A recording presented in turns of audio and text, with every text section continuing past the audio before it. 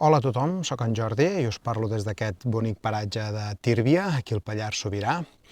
I he vingut fins aquí perquè és un dels punts, un dels enclaus importants en la història de l'últim perfecte càtar, segons està documentat, que és va ser en Guillem de Belibasta. Recordem que els càtars, no, els bons homes i les bones dones, doncs és aquesta gent que van estar en el seu moment, no, cap al segle XI, doncs, defensant, no, i predicant una església doncs, propera, senzilla, al costat de la gent i amb les essències de Jesús. No? I aquí és quan l'església no li va agradar gens i va començar la persecució, la Inquisició, fins que al final va acabar amb el moviment. Una de les peces claus és el castell de Montsegur, que el 1244 doncs, cau, i d'allà doncs, molts van aconseguir fugir, altres van morir cremats, i molts dels que van fugir doncs, van fugir cap a aquesta zona de Catalunya, i més al sud, cap a el que és els ports, i Guillem de Belibasta va ser un d'ells. Llavors, aquest és el camí que es coneix com el camí dels bons homes, que el més conegut és el que va des de Montsegur fins a Queralt al Berguedà, però també hi ha una altra branca, que és la que passa per aquí, per Tírvia, i que arriba també fins a Bagà, i encara hi ha una altra branca que arriba doncs, fins al Solsonès, fins al Miracle. I s'estan recuperant doncs, aquests camins que en el seu moment els càtars van fer servir doncs, per fugir de la zona d'Occitània, on eren perseguits i cremats, no? Precisament declarats heretges per una cosa tan senzilla com explicar, no? I predicar les essències de Jesús. Doncs bé, en Guillem de Belibasta doncs, és un dels, es considera això l'últim perfecte, i ell doncs, marxa de la zona d'Occitània i se'n va, segons està documentat, arriba fins a la zona de Morella i Sant Mateu, on hi ha una comunitat molt important càtara, i en allà doncs, treballa doncs, de cisteller, fa de sabater, de teixidor, és a dir, els càtars ells el que feien era treballar, o sigui, tenien ofici i doncs, a part de ser perfectes, no, doncs, i a part de predicar, no, i de fer el consolament, també l'únic sagrament que tenien, doncs també treballaven, perquè s'havien de guanyar la vida com una persona més. Doncs bé, ell estava per aquella zona, i aquí és quan apareix un personatge que és Arnau Cicre, que era fill d'un notari d'Acs, que doncs, la seva mare va ser una càtara molt important, que va morir cremada a la foguera també, i el fill doncs, sembla que el que li va despertar va ser un moviment doncs, contra els càtars i doncs, un traïdor cap al moviment. I aquí és on comença doncs, tota la història que acabarà afectant en Guillem de Belibasta. I la història comença doncs, a la Seu d'Urgell, molt a prop d'aquí.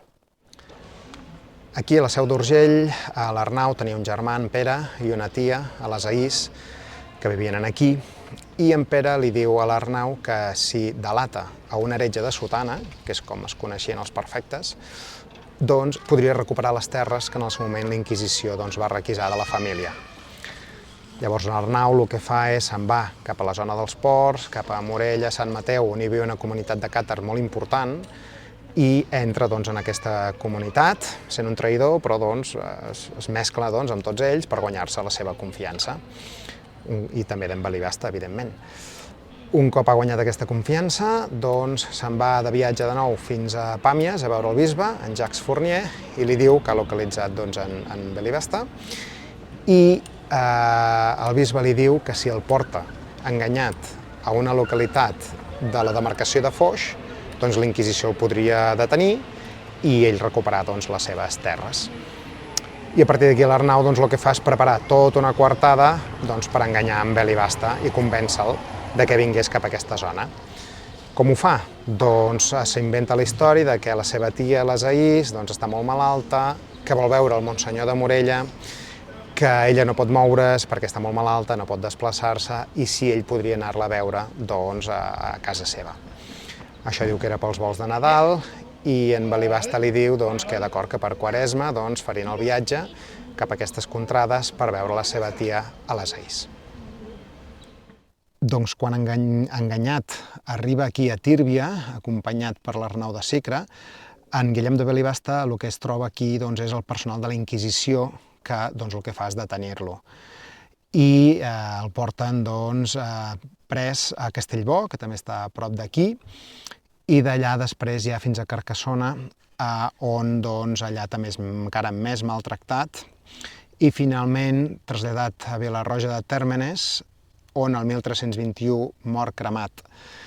Per què Vila-roja de Térmenes? Doncs perquè en allà es veu que vivia el bisbe de Narbona i tenia la residència, i va dir que es cremés aquesta persona, l'últim perfecte, doncs que ell pogués veure-ho des de la seva residència. És a dir, el bisbe de Narbona, des de la seva residència, va poder presenciar com es cremava doncs, aquest últim perfecte a Càtar.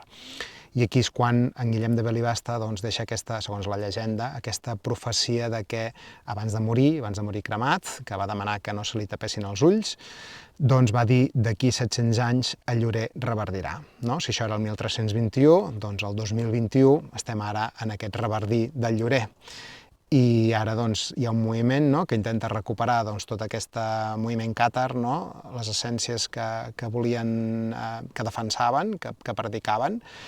I doncs bé, aquest és el motiu de que s'estan recuperant camins, s'estan plantant llorers a diferents zones, hi ha tot un col·lectiu de gent que està recuperant tot aquest coneixement, perquè és molt curiós que el moviment càtar va quedar com desaparegut completament. A partir del segle XIII ningú parla ja del catarisme fins al segle XIX, on es torna a recuperar.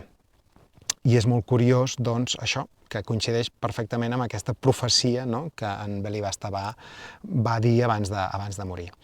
Per tant, com ja he comentat en algun altre vídeo, per mi recuperar aquest moviment, a part de recuperar aquests camins que són molt xulos, doncs també es tracta de que recuperem aquestes essències, no?, que ja Jesús ens va portar, tornar a aquesta connexió directa amb aquesta font, amb aquest origen, digueu-li el nom que vulgueu, però sense haver de passar per intermediaris i sobretot des de l'essència d'un mateix, sense haver de passar per tercers. I això jo crec que és un dels grans canvis de paradigma que a dia d'avui estem vivint i que ens permet doncs, viure cadascú a la seva forma, la seva espiritualitat, la seva connexió, digueu-li com vulgueu, amb aquesta essència, amb aquest origen que som, no?, i recuperant aquestes essències.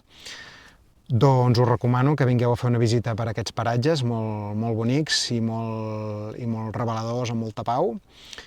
I, com sempre, doncs, gràcies pel vostre temps.